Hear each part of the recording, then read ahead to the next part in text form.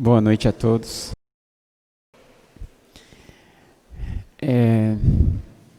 Hoje eu quero compartilhar com vocês algo que eu tenho lido como devocional e que falou comigo.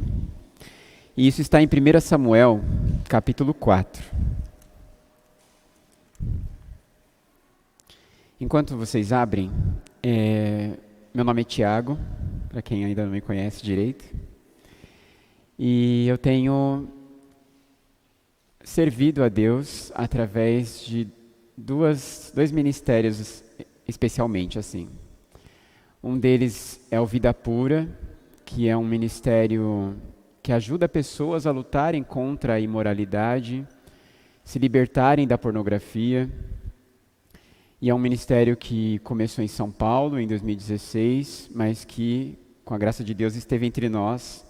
E por isso nós conseguimos assimilar isso, vivenciar isso e agora ajudar pessoas através desse discipulado também.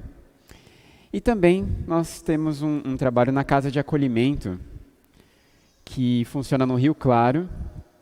É uma casa que acolhe até 20 homens para ajudá-los a se libertar da dependência química, né, das drogas, do álcool.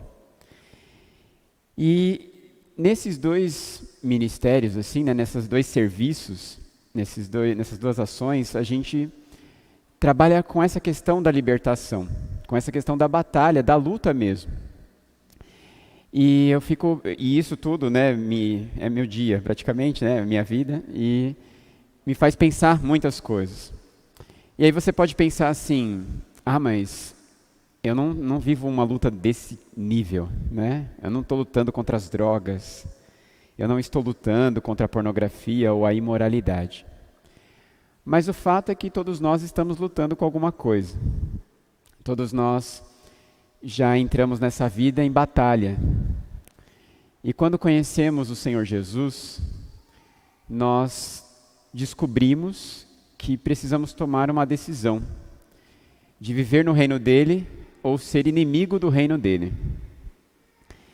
Ele é apresentado para nós, Jesus, como aquele que é Deus entre nós, que morreu numa cruz por amor, para nos salvar do pecado, e ressuscitou e vive para sempre.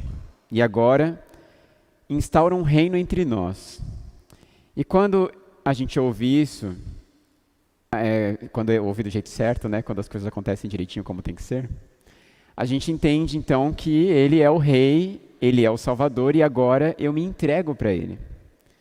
Quando eu me entrego para Ele, eu me entrego para um reino. Eu não me entrego para uma pessoa, mas para uma pessoa que é um reino, né, que é Deus, estabelecendo a vontade dEle no mundo inteiro. E quando eu me encaro essa situação, eu me encontro nessa situação, eu tenho que pensar, agora, servo de Deus, servindo a Cristo, começa uma batalha, primeiro entre o Tiago novo, que nasceu agora, e o Tiago antigo, que existia antes. Depois começa uma batalha do reino dos homens, que jaz no maligno, contra o reino de Deus que existe em mim. Então é uma batalha que vai para fora de mim ainda.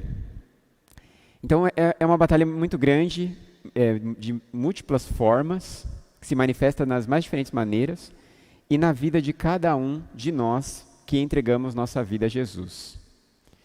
Então não tem pessoas que estão vivendo com Cristo e que não estão em luta aberta contra o reino dos homens e contra o inimigo que por trás do reino dos homens tenta nos afastar de Deus e matar nossa alma, ainda que pareçamos vivos.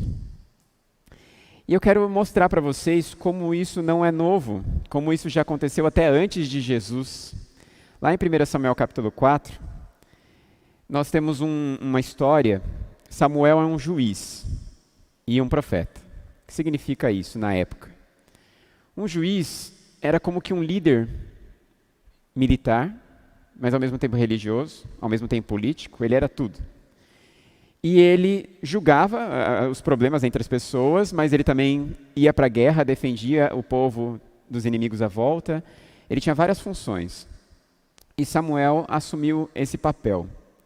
Só que antes dele, muitos juízes já haviam passado por Israel. E a história do livro de Juízes é uma história de ciclos de libertação e escravidão. Libertação e escravidão. Libertação e escravidão. E aí o livro termina com uma história bem tão horrível que chega a ser cômica. E essa história, o autor repete só nessa história umas 3 vezes. Não havia liderança em Israel e cada um fazia o que bem entendia, né, o que dava na cabeça. Então isso era a vida do povo de Israel no período dos juízes. Só que isso também representa a nossa vida antes de Cristo.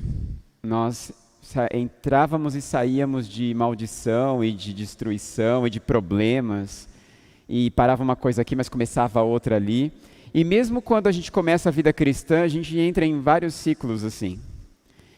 E às vezes, a gente já está na vida cristã faz tempo e a gente ainda está patinando nos mesmos problemas.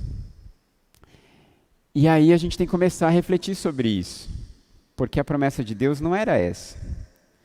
Então por que eu continuo vivendo ciclos de escravidão? Por que eu continuo sendo atacado e derrotado pelo inimigo toda hora? Deus não quer que eu viva assim.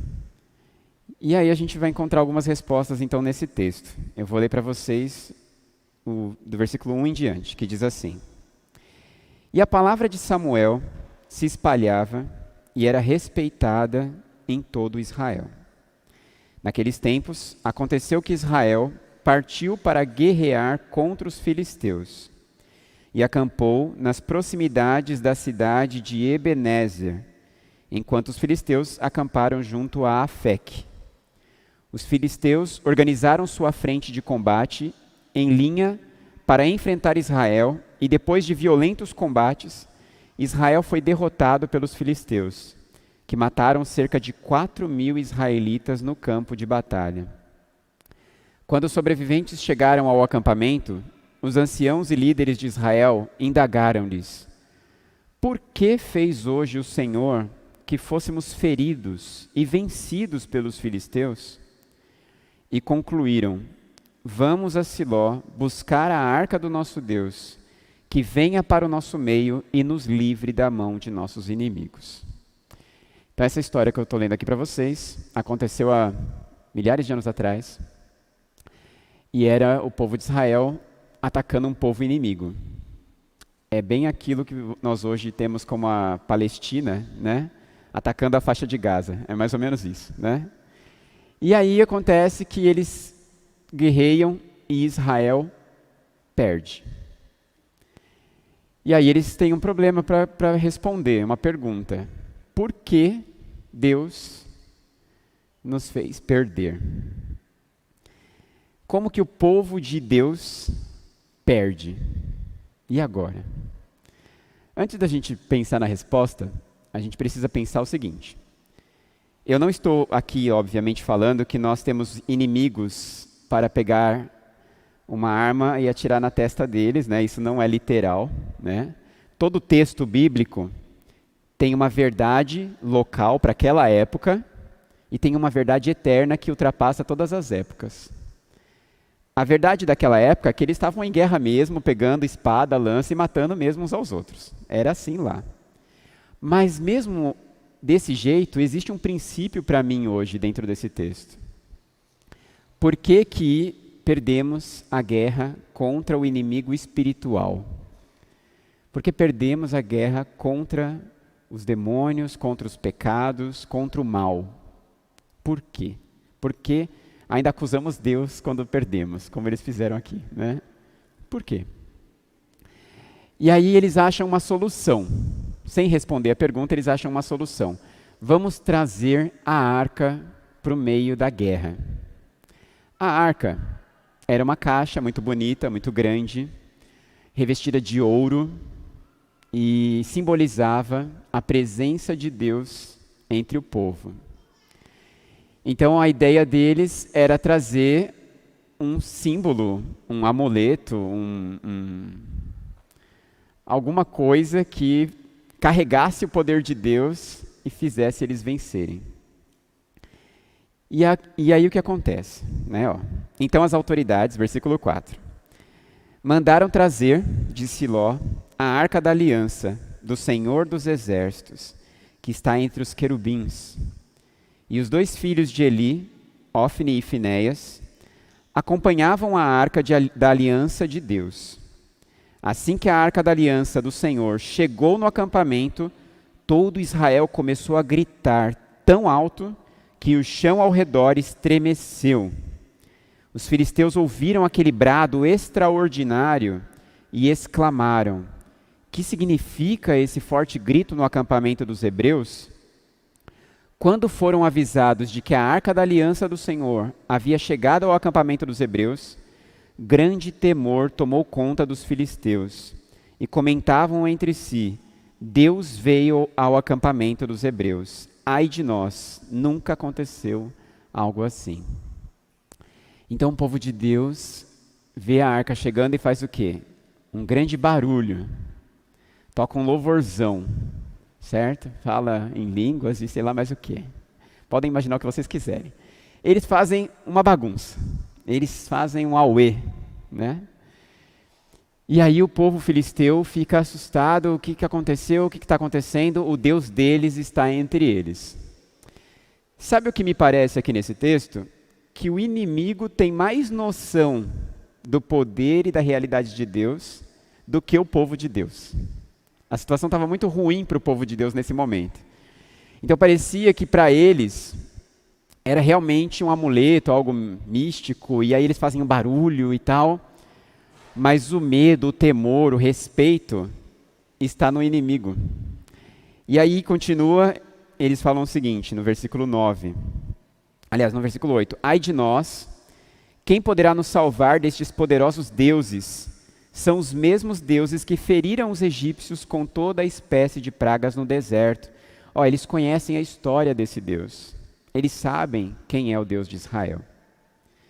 E concluíram: sejam fortes, ó filisteus, e sejam homens corajosos, a fim de que não vos torneis escravos dos hebreus, como eles foram vossos escravos no passado. Sede homens e lutai bravamente. E assim os filisteus partiram para a luta e Israel foi vencido novamente. Cada israelita teve que fugir correndo para a sua tenda.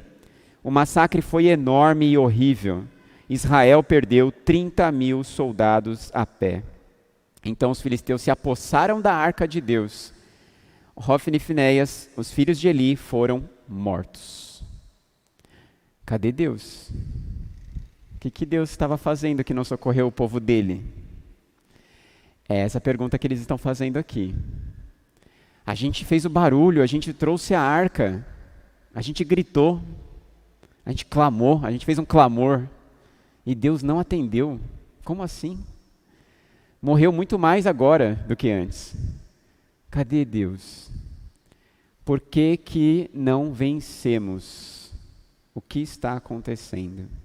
O povo de Deus foi derrotado, mais uma vez. E aí a gente precisa entender o seguinte. Esses 2 sacerdotes aqui, sabe o que eles faziam? Quando o pessoal trazia a oferta, eles não deixavam a oferta ser sacrificada. Eles olhavam que a carne era de primeira, eles pegavam e falavam: essa é para a gente comer. Eles estavam usando as coisas de Deus de qualquer jeito. Eles não estavam nem aí. Então, a religião, a comunhão deles com Deus estava totalmente destruída. O que eles estavam vivendo era só uma religiosidade. Era só o ir para a igreja. Era só ouvir o louvor. Era só isso. Era só fazer bagunça. Era só levantar a voz. Mais nada. E não é só o povo de Israel que viveu assim.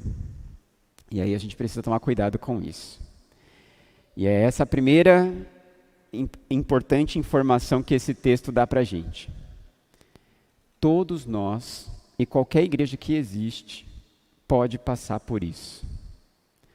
Nós podemos achar que somos povo de Deus, que está tudo bem, porque a gente grita e a gente canta, porque a gente conhece, a gente tem a Bíblia, o amuleto de Deus aberto na nossa casa, a gente tem cruz, sei lá, né?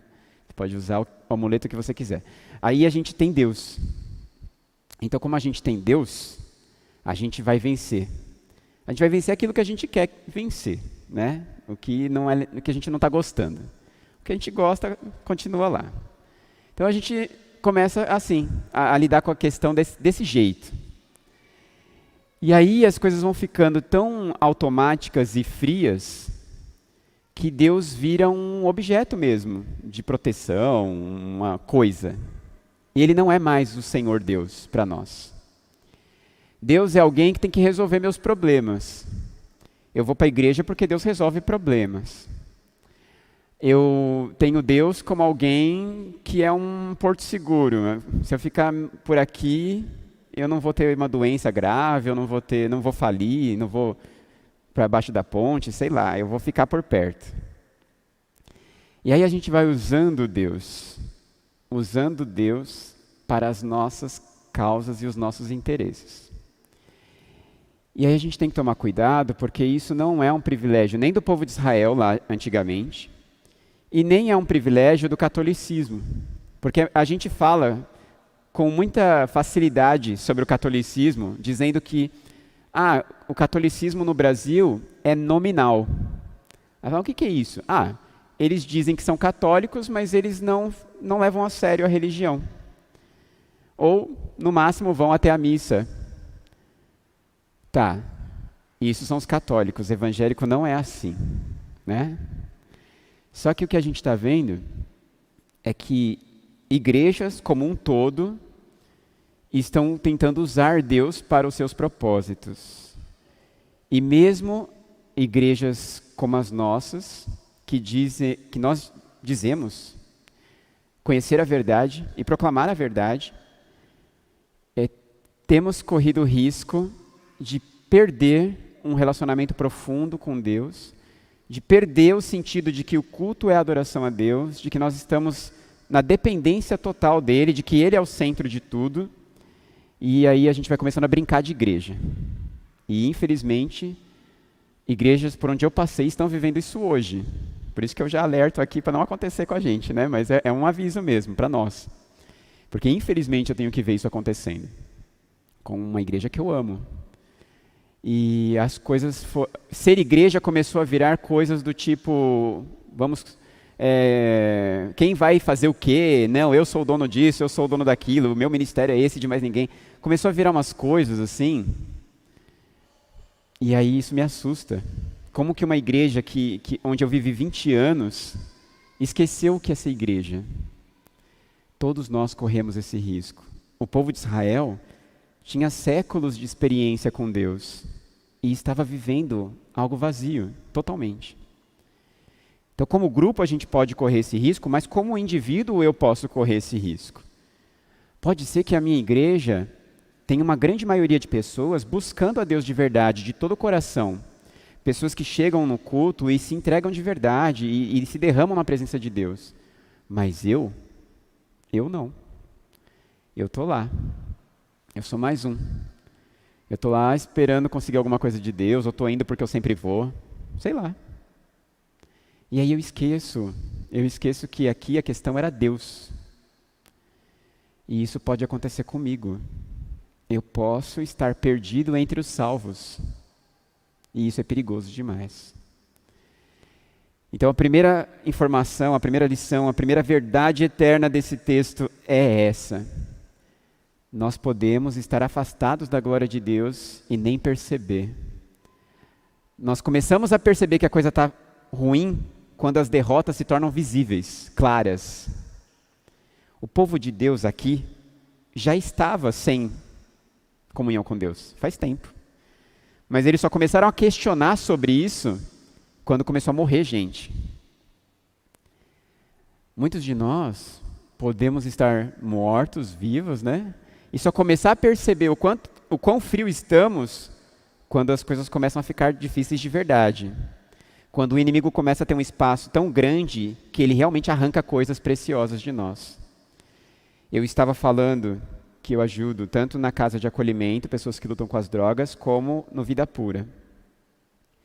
Tem pessoas que só vêm buscar ajuda contra a imoralidade quando a esposa deixa ele, quando a derrota fica explícita, quando a esposa não aguenta mais e manda embora. Tem gente que só vai procurar a casa de acolhimento quando a esposa já largou também, os filhos não querem mais saber e ele está na sarjeta, literalmente. A gente não precisa chegar nesse ponto para perceber quão longe a gente está de Deus. Não é necessário isso. Agora, do versículo 12 em diante, o que acontece? Um mensageiro vem e conta para o povo de Israel o que aconteceu. Conforme ele vai passando, contando o que aconteceu, só coisas ruins vão acontecendo. Eli cai da cadeira, quebra o pescoço, morre. A mulher do filho dele tem um bebê e morre. Só tragédia, quando o mensageiro vem trazer a notícia. E ainda o nome da criança, lá no versículo 21 e 22, diz assim: ela deu ao menino o nome de Icabode, querendo dizer, foi-se a glória de Israel, aludindo ao fato de a arca de Deus ter sido tomada, e por causa da morte do seu sogro e do seu marido. E completou afirmando, a glória foi retirada de Israel, porque a arca de Deus nos foi tirada. Icabode é um nome de um livro muito bom também, de um escritor chamado Rubem Amorese. Leiam, é um livro fantástico.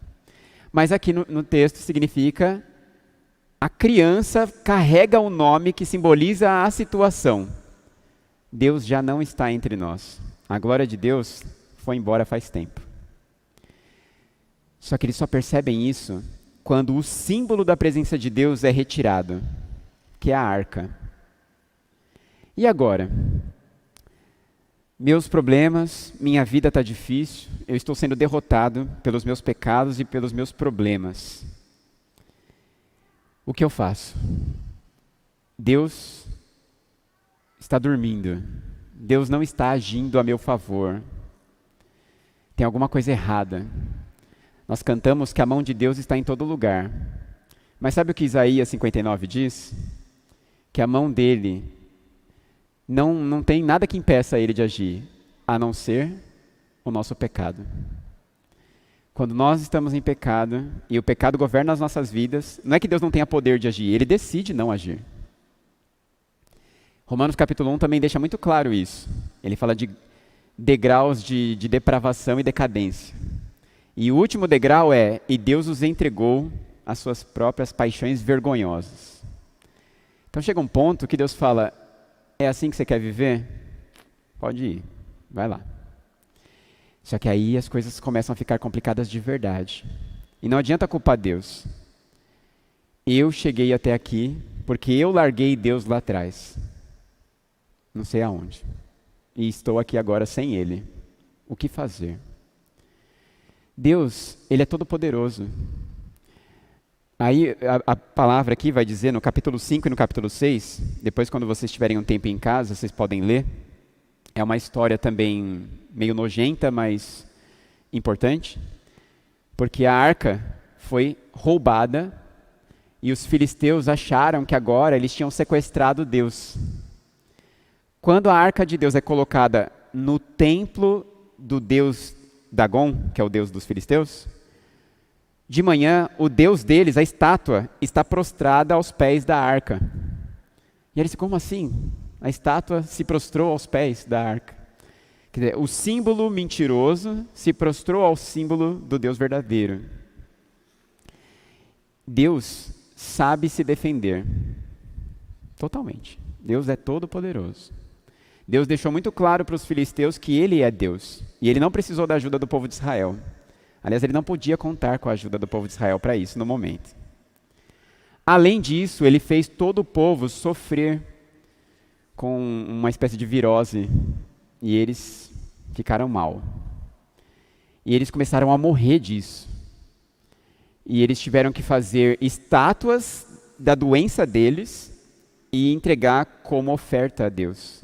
E deixar a arca ir embora sozinha. Eles fizeram uma carruagem, colocaram a vaca para levar, e Deus fez a carruagem voltar para Israel sozinha. Deus sabe ir para onde Ele quiser, levar o que é dele para onde Ele quiser. Ele sabe atacar o povo inimigo. Ele sabe fazer tudo sozinho. Deus venceu os filisteus sozinho. Ele não podia contar com o povo de Israel naquele momento. O problema não está em Deus. E isso precisa ficar claro para você. Quando as coisas ficam difíceis, quando coisas muito ruins acontecem, o problema não está em Deus.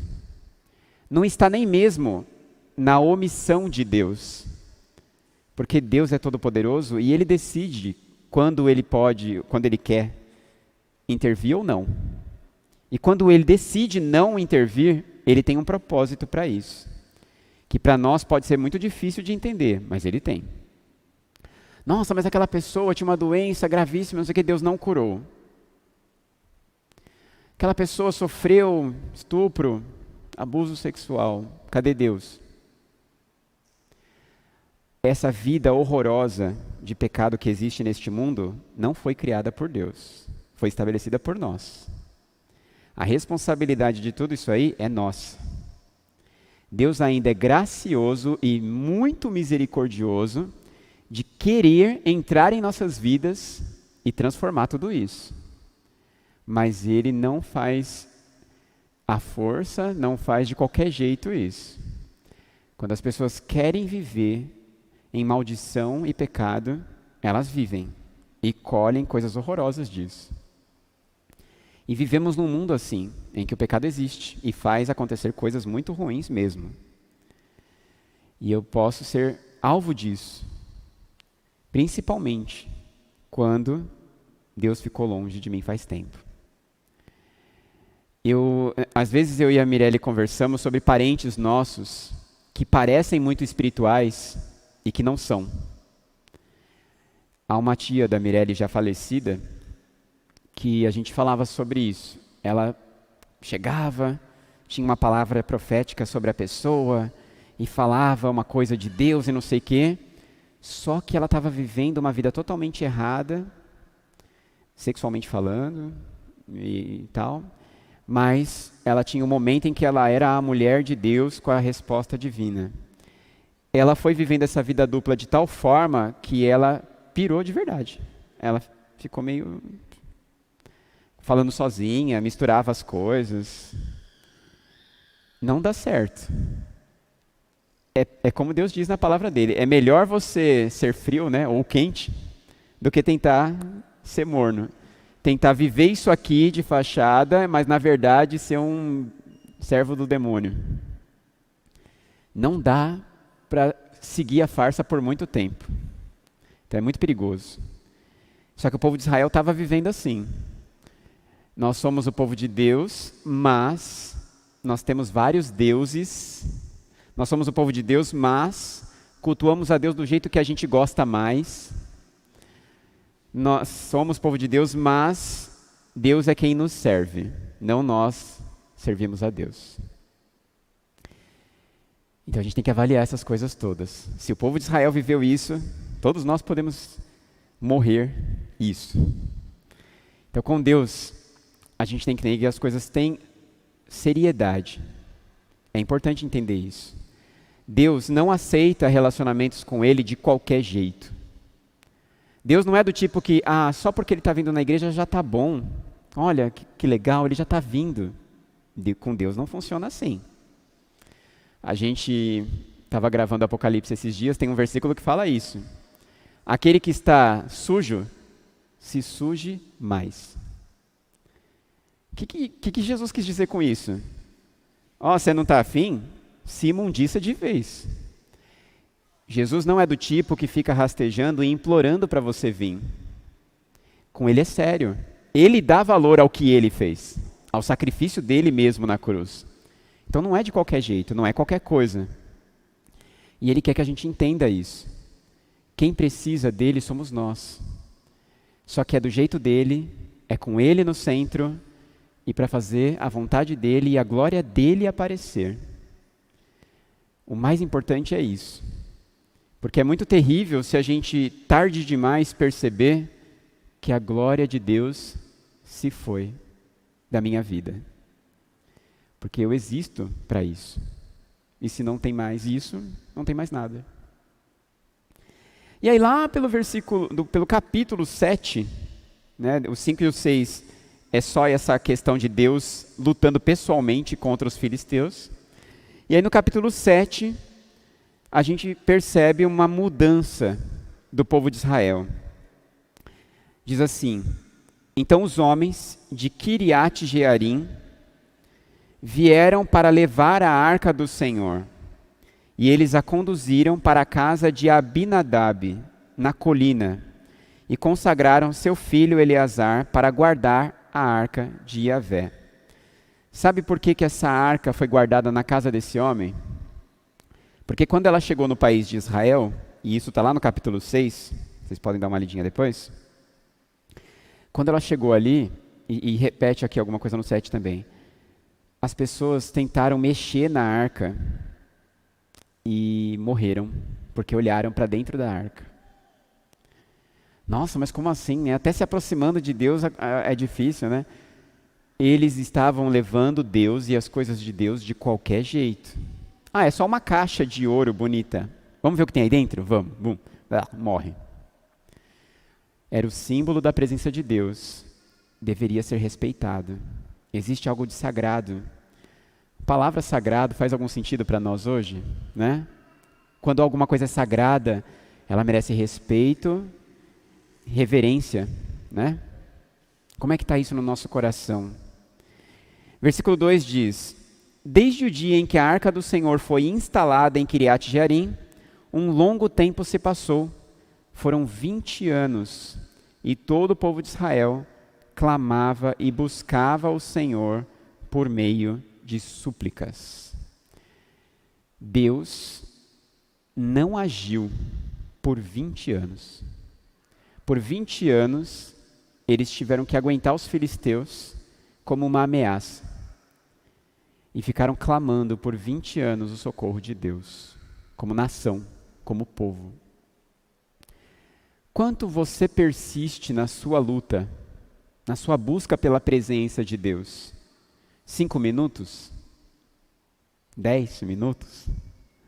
Quanto você persiste na sua busca pela presença de Deus? Você tem buscado Ele constantemente? Você tem reconhecido a sua necessidade da presença de Deus? O povo de Israel teve que clamar por 20 anos para começar a ter uma experiência de mudança. E aconteceu que Samuel declarou a toda a casa de Israel: se é de todo o vosso coração que desejais voltar-vos para Yahvé, tirai imediatamente do meio de vós os deuses pagãos, estrangeiros e todas as imagens da deusa Astarote.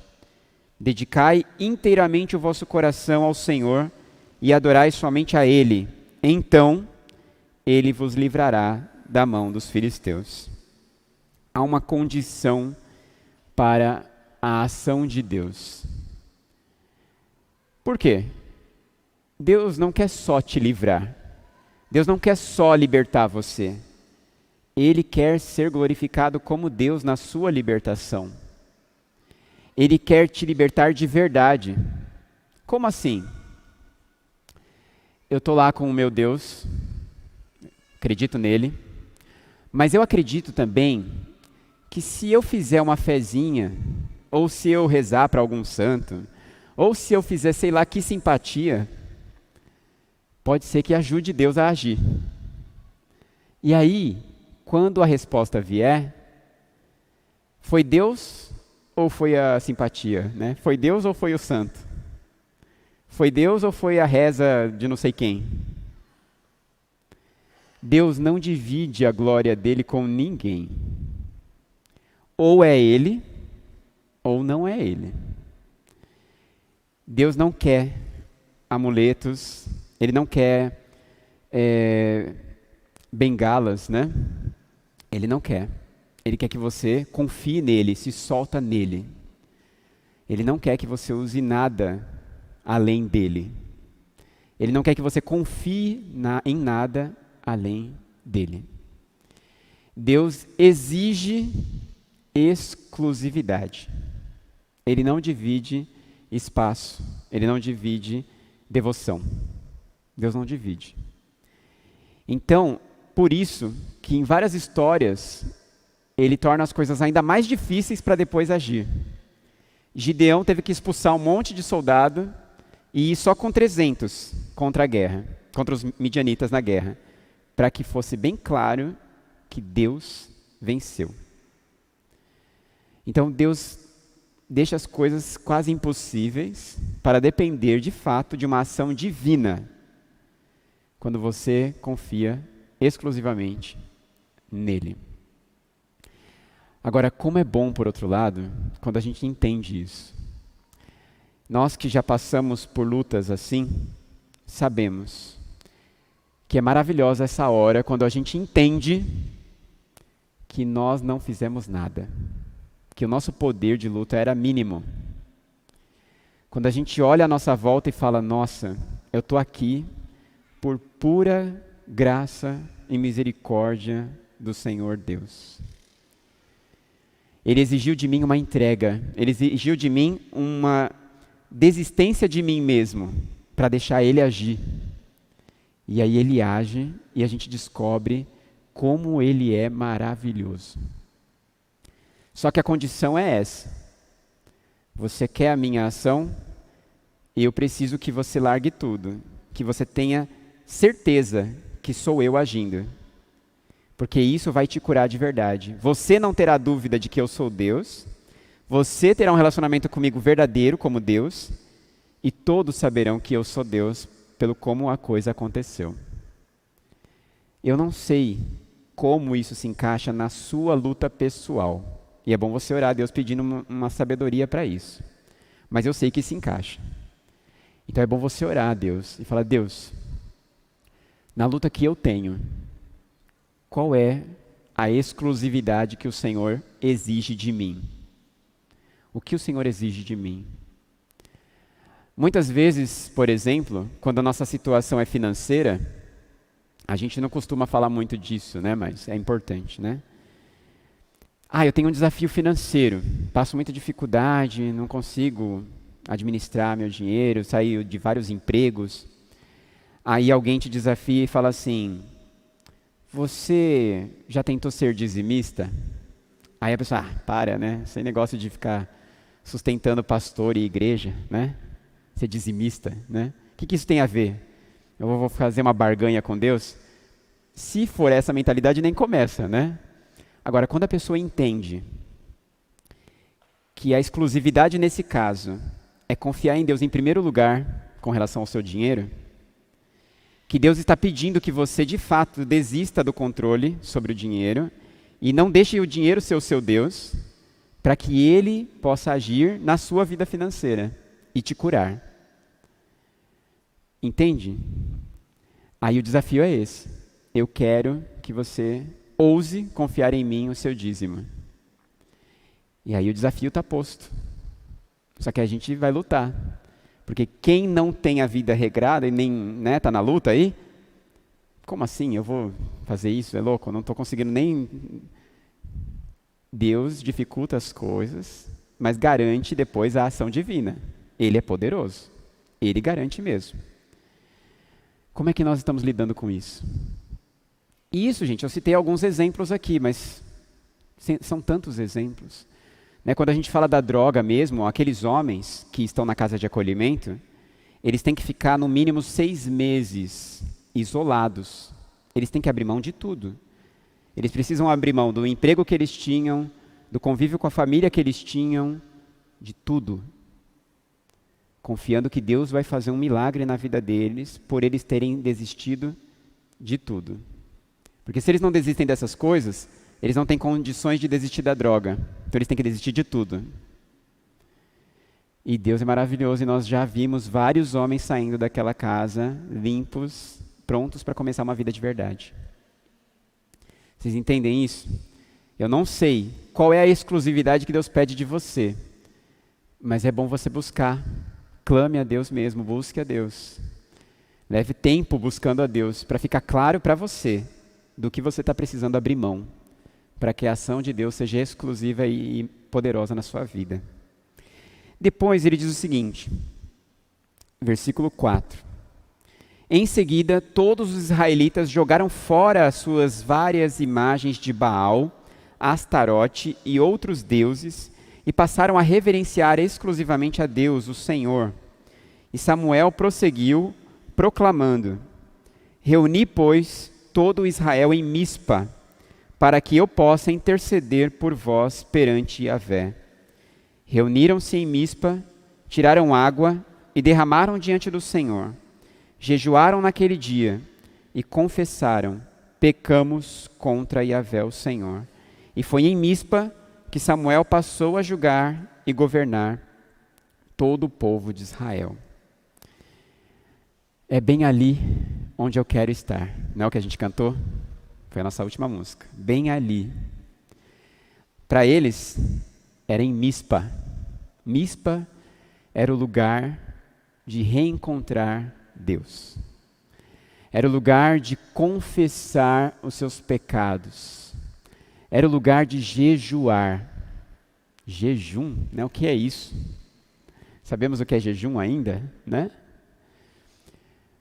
Para nós, mais uma vez, que lutamos contra o vício, seja ele qual formato tiver, o jejum é uma das disciplinas mais importantes para nós. Por quê? Quando eu jejuo, e jejuar é realmente parar de comer mesmo, né, por um tempo. Quando a gente faz isso, nós estamos dizendo para nós mesmos: a minha vontade não é o mais importante. A minha vontade não tem que ser satisfeita. Nem mesmo as minhas necessidades mais básicas são o mais importante. O mais importante é a vontade de Deus. E eu abro mão até do meu alimento para entender profundamente que a vontade de Deus é mais importante que até mesmo as minhas necessidades. E para pessoas que são viciadas, isso é muito importante. Porque pessoas viciadas acham que tudo que elas querem tem que ser satisfeito na hora e a toda hora. Todo desejo sexual ou todo desejo de drogas tem que ser satisfeito e pronto. Eu mereço, eu tenho direito ao prazer. E aí o jejum nos faz voltar ao nosso lugar de pessoa, de pó, de dependente de Deus. Que nós não somos deuses. Não é a minha vontade que tem que ser satisfeita. Eu não sou Deus. É a vontade do Deus verdadeiro. O povo de Israel jejuou aqui. Eles precisavam entender isso. Que não era Deus que estava a serviço deles, mas que era eles que precisavam se humilhar para estar a serviço de Deus, para gerar glória para Deus através da vida deles. Entendem isso? Isso é muito importante. Como que eu tenho vivido então? Eu consigo confessar a Deus? Eu converso com Deus sobre as lutas que eu tenho? Eu clamo a Deus pela libertação? Eu concordo com Ele que eu enfrento lutas? Confessar é concordar com Deus. Eu concordo com Ele que eu preciso de libertação? Isso é sério, gente. Porque eu posso falar: Deus, me perdoa os meus pecados. E não é assim que funciona. Deus, eu preciso ser liberto da maconha, né? Na casa lá de acolhimento é assim, né? Preciso ser liberto da maconha, da cocaína, porque eu sei que ela não queima só minha cabeça, ela queima minha família, ela queima o elo que existe entre eu e Deus, ela torra os laços todos. Isso é confissão, é concordar com Deus que a minha vontade só me destrói, mas que a vontade de Deus pode me curar e me libertar. Isso é confissão de verdade. Eu preciso disso, você precisa disso, que se você não faz isso, você vai levando o pecado e a sua vida de qualquer jeito. Ah, eu sei que Deus não deve gostar disso, mas não me faz tão mal assim. Dá para ir levando, está tudo bem por enquanto. E infelizmente, quando a gente vai ver, a coisa já está engolindo a gente, né? E isso os mais diferentes vícios, né?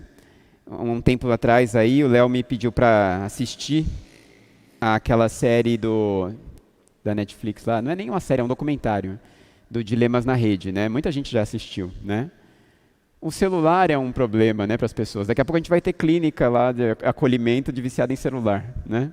Que lá é um ótimo lugar, não pega sinal mesmo, nenhum. Não tem jeito de ninguém usar celular lá. Lá no fundão do Rio Claro. Eu preciso pensar isso de forma séria. E eu vou usar bem esse exemplo para a gente terminar essa parte. Ah, não tem nada demais, Thiago. Eu assisto minhas séries, eu vejo meu Instagram, meu Facebook, meu WhatsApp, nananana, e tá tudo bem.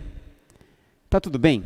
Toda vez que eu faço um teste de autoanálise com adolescentes, eu falo para eles o seguinte, ó, seu limite de celular e TV tem que ser no máximo 2 horas por dia.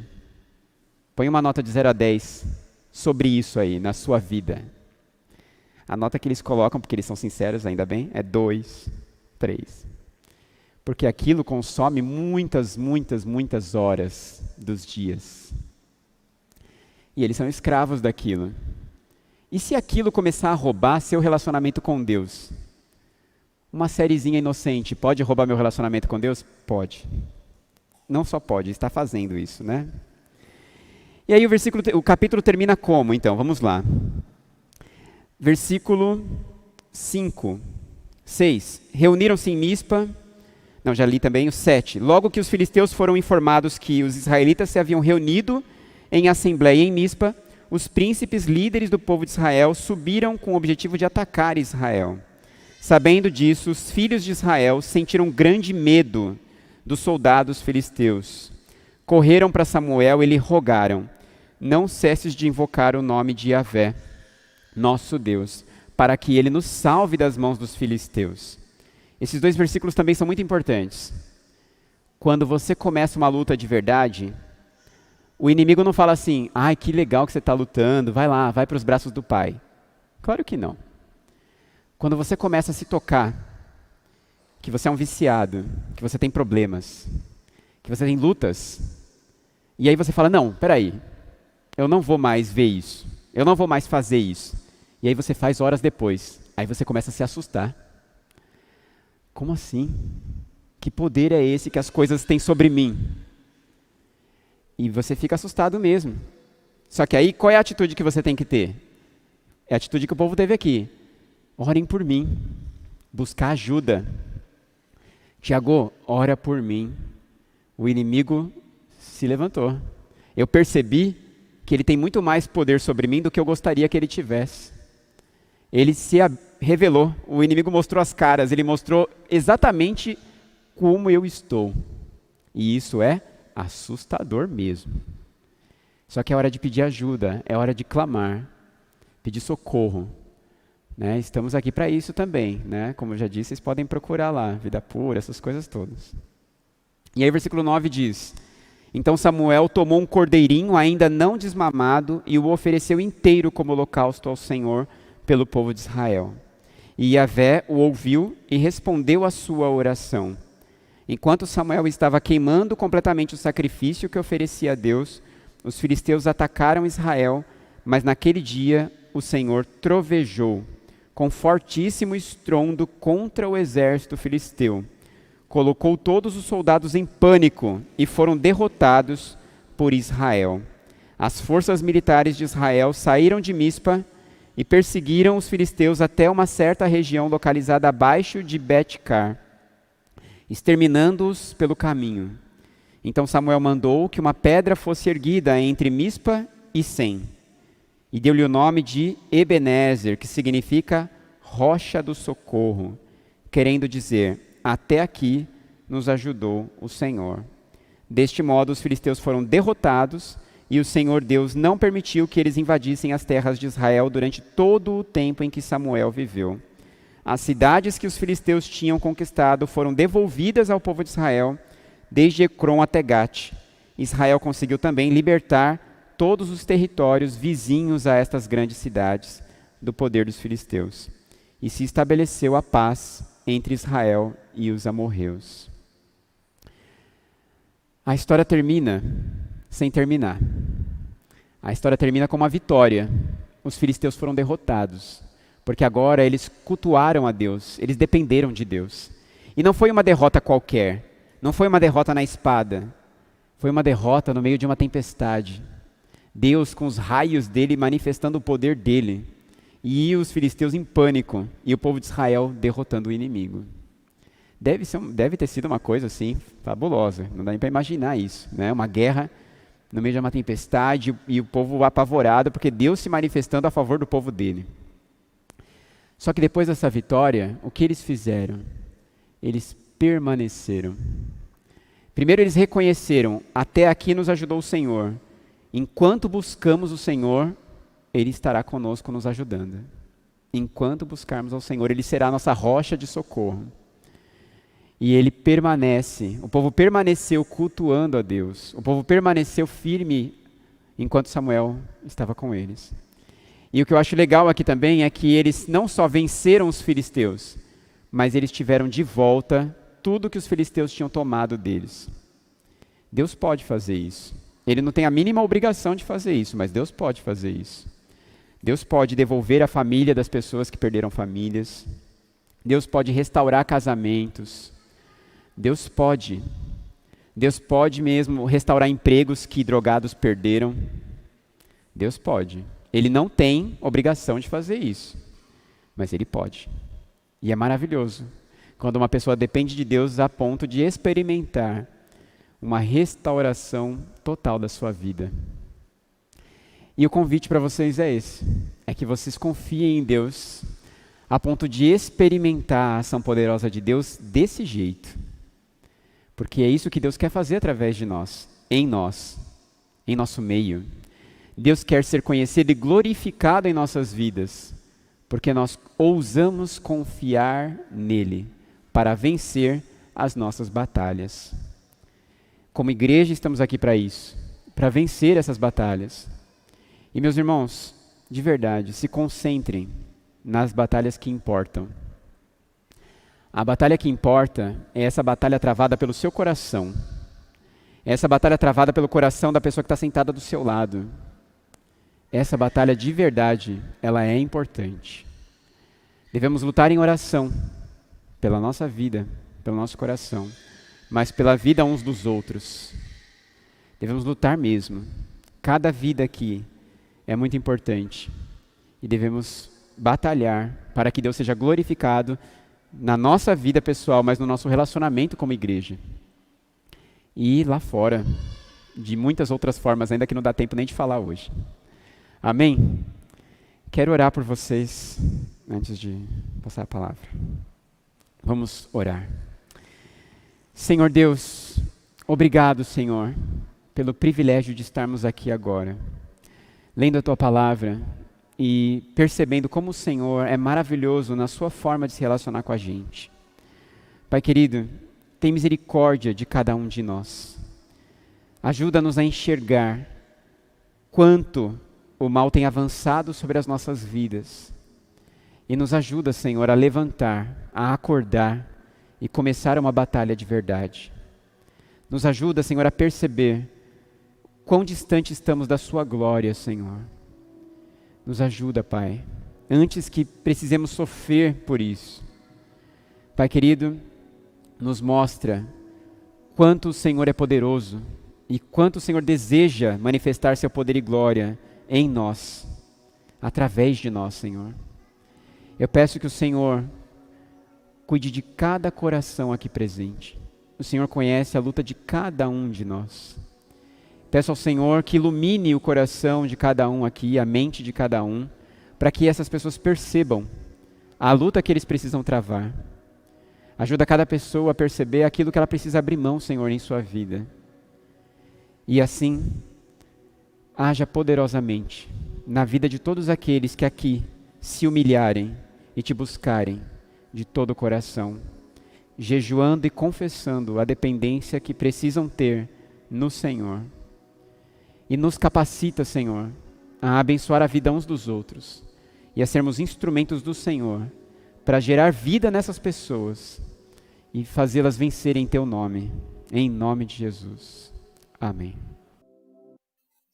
Oi pessoal, obrigado por assistir mais um culto da IBNT. Se você ainda não é inscrito no canal, aproveite essa oportunidade, se inscreva, o botãozinho está aqui embaixo.